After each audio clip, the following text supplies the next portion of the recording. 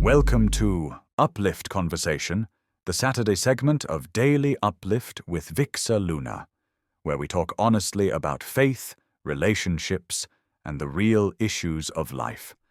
Take a breath, settle in, and let's walk through today's conversation together.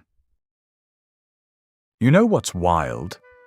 Right now, as you're listening to this, there are probably millions of people scrolling through their phones, liking posts, commenting, watching stories, and feeling completely alone.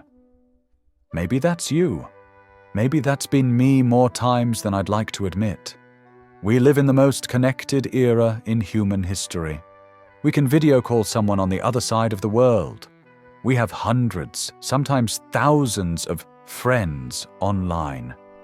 And yet, loneliness has become an epidemic. The Surgeon General literally called it a public health crisis. So today we're diving into this paradox. Why are we so connected yet so isolated? And what does faith, real, honest faith, not religious platitudes, have to say about this? Let's talk about, here's the thing about modern connection. It's everywhere and nowhere at the same time. Think about it. You can share your life with hundreds of people instantly. Post a picture, get some hearts, maybe a few comments. But when was the last time someone actually saw you? Not your highlight reel, not your filtered life, but the real you, the anxious you, the struggling you, the I don't have it all together you. A study from Cigna found that nearly 60% of adults in America feel lonely.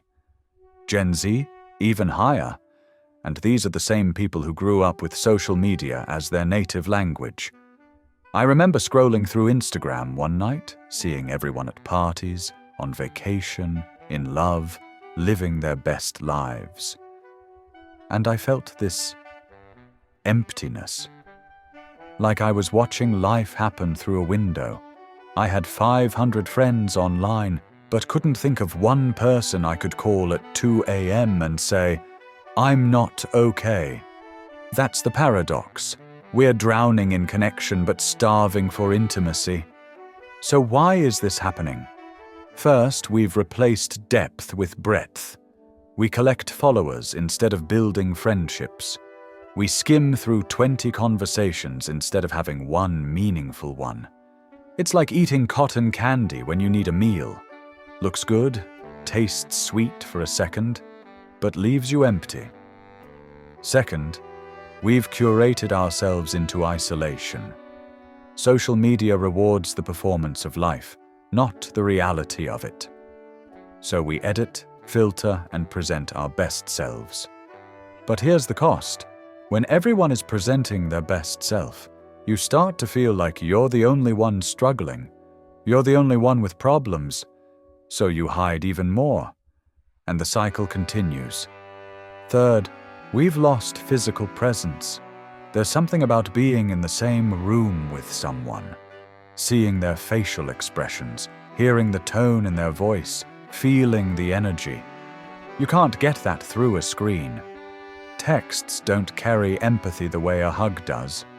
Emojis don't replace eye contact. But here's what I think is deeper than all of that. We've forgotten how to be vulnerable. Vulnerability is terrifying, because vulnerability means risk. It means someone could see you and reject you. They could judge you. They could use your pain against you. So we protect ourselves. We stay surface level. We keep conversations light. How are you? I'm good, even when we're falling apart inside. But here's the truth. Connection requires vulnerability. Think about the people in your life you feel closest to. I'd bet money that those relationships were built on moments where someone took off the mask, where someone said, I'm struggling, or I need help, or I don't have the answers. There's something profound in Scripture about this. When Jesus walked the earth, he didn't just perform miracles from a distance. He touched people. The leper no one would go near. Jesus touched him. The woman caught in adultery that everyone wanted to condemn. He sat with her. He modeled what connection really looks like. Seeing people in their brokenness and not flinching, not fixing, just being present. And when Jesus felt the weight of what was coming, the cross, the pain, the separation from God, where did he go? To his friends. In the Garden of Gethsemane, he said, "My soul is overwhelmed with sorrow." He was vulnerable. Even Jesus needed community in his humanity. So what do? How do we fight this loneliness? 1. Choose quality over quantity. Stop trying to maintain 400 friendships. Invest deeply in a few. Text one person and actually ask how they're doing. And wait for the real answer. Have coffee without your phone on the table. Build something real with someone. 2. Practice vulnerability first. If you want deeper relationships, you have to go first. Share something real. Not your trauma on the first date. That's too much. But maybe, "This week has been really hard," or "I've been feeling anxious lately." You'd be surprised how often people respond with, "Me too." 3. Create spaces for real conversation. Invite people over, not for a perfectly Instagrammable dinner party, just for pizza and honest conversation. Join a small group, a book club, a volunteer team, somewhere you see the same faces regularly and can build trust. 4. Get off the comparison treadmill. Limit your social media. Seriously, if scrolling makes you feel worse about your life, that's your body telling you something.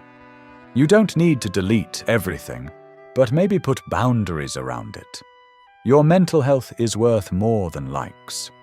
5. Be present, really present. When you're with someone, be with them.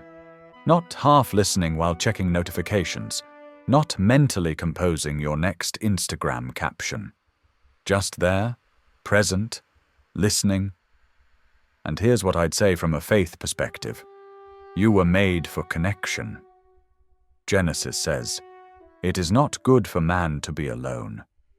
That's literally one of the first things God said about humanity. You're not weird for craving deep friendship. You're not needy for wanting to be known. That's how you were designed. And even in seasons where human connection feels far away, there's a God who sees you. Not in a distant, watching from heaven way, but in an "I know your name, I know your pain, I'm with you in it" way. That doesn't erase the loneliness, but it does mean you're not as alone as you feel. Look, I don't have all the answers. I still have nights where I feel isolated. I still catch myself scrolling when I should be sleeping, looking for connection in places it doesn't exist. But I'm learning. I'm learning that real connection takes courage. It takes showing up imperfectly. It takes risk. And I'm learning that the loneliness epidemic isn't just about what's happening to us. It's also about what we're choosing, or not choosing. So here's my challenge for you this week. Reach out to one person. Not with a meme or a double tap, but with real words. Ask them how they're really doing, or tell them how you're really doing. Take one small step toward real connection. Because the cure for loneliness isn't more connections, it's deeper ones. And if you're listening to this and feeling alone right now, I want you to know, you're seen. Your struggle is valid. And there are people out there looking for the same thing you are. Someone real. Maybe you finding them starts with you being brave enough to be found. Take care of yourself, and take care of each other. Thanks for joining today's Uplift Conversation. If this message spoke to you, share it with someone who may need it. Don't forget to like, comment, and subscribe to Daily Uplift with Vixa Luna for more faith, life wisdom, and real talk that strengthens your spirit. Stay inspired, stay uplifted. I'll see you next Saturday on another podcast episode of Uplift Conversation. Be uplifted